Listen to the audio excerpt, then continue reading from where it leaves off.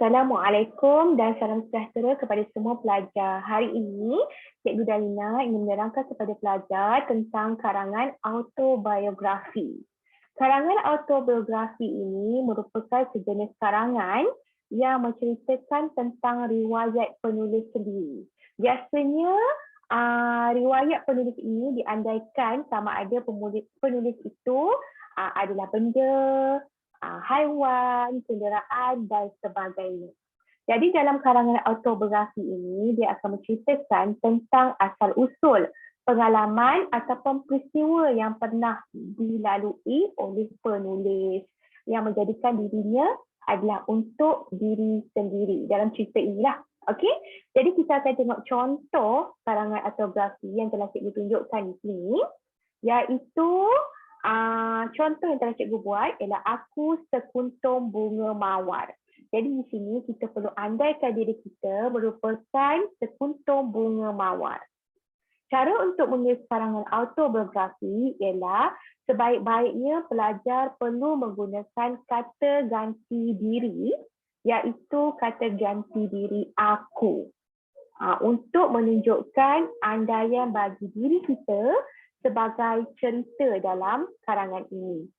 Jadi di sini, kita andaikan diri kita sebagai sekuntum bunga mawar. Jadi di sini, untuk pendahuluan, cikgu akan tunjukkan secara berperingkat bagaimanakah cara untuk kita hendak menulis pendahuluan. Jadi kita tengok dulu bagaimana pendahuluan. Untuk menulis pendahuluan, kita kena tahu dulu tajuk apa yang telah dikeluarkan, iaitu Aku Sekuntum Bunga Mawar. Jadi untuk pendahuluannya, kita perlulah, yang paling penting, pelajar hendaklah menulis tentang riwayat hidup. Sekiranya tentang bunga mawar, kita kena ceritakan sama ada nama, iaitu bunga mawar. Sejarah kelahiran, mungkin dilahirkan di taman dan sebagainya. Rupa untuk bunga mawar tu mungkin warna merah, ada berwarna merah jambu, putih dan sebagainya. Dan juga rupa parasnya seperti bagaimana? Mungkin berduri dan bermacam-macam lagi lah. Yang perlu dalam keadaan ayat kita itu adalah logik. Okey? Jadi inilah cara untuk kita membuat pendahuluan. Iaitu mestilah ada nama, sejarah kelahiran, rupa dan juga keadaan sesuatu, benda, haiwan atau kenderaan dan sebagainya. Seperti contoh yang cikgu tunjuk ini adalah tumbuh-tumbuhan, iaitu bunga mawar. Jadi di sini contoh cikgu buat Aku Sekuntum Bunga menunjukkan apa untuk diri kita. Namaku Bunga Mawar. Ini adalah nama untuk bunga ini. Jadi ini cikgu tunjukkan tentang rupanya yang berwarna merah dan badanku berduri. Aku hidup subur di halaman rumah tuanku yang bernama Puan Zahirah.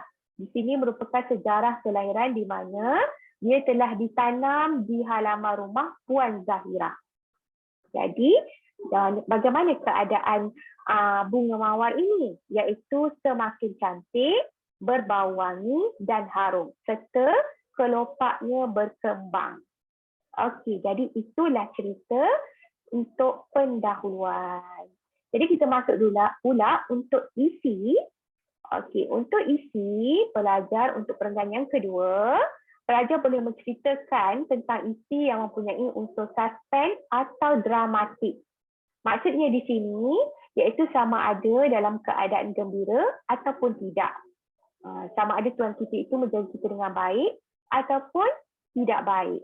Jadi di sini contoh yang cikgu telah tunjukkan ialah menunjukkan unsur dalam keadaan baiklah, di mana Puan Zahirah ini menjagaku dengan baik.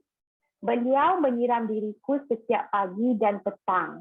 Badanku akan dibubuh baja supaya aku hidup subur dan kelihatan cantik. Ini merupakan cerita yang menunjukkan kegembiraan.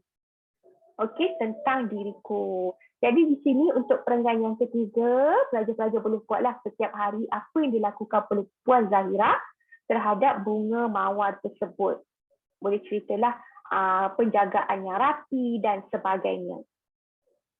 Kemudian kita habisi dengan dengan karangan ini, iaitu dengan penutup untuk perenggan yang keempat ataupun pelajar boleh buat untuk perenggan yang kelima. Di sini penutup kita boleh buat sama ada jangka hayat sesuatu benda, haiwan, kenderaan dan sebagainya, sama ada jangka hayatnya pendek ataupun panjang. Ini pelajar bolehlah mengikut imajinasi ataupun kreativiti masing-masing. Jadi di sini cikgu telah menunjukkan bahawa berlaku sesuatu yang dramatik di mana berlakunya kecederaan disebabkan ada seseorang yang kawan kepada anak Puan Zahira telah bermain dan tangannya berdarah tercucuk duri. Okey, jadi diceritakan di sini, kita kena ceritakanlah sama ada berlakunya kesedihan ataupun kegembiraan dan sebagainya mengikut kreativiti pelajar masing-masing. Okey, jadi beginilah cara jika kita ingin membuat karangan autobiografi yang menunjukkan bahawa kita perlu membuat karangan autobiografi itu yang mengandaikan bahawa kitalah yang menjadikan sesuatu benda, haiwan dan sebagainya. Jadi, terima kasih. Sampai di sini saja pelajar. Terima kasih semua. Assalamualaikum dan salam sejahtera.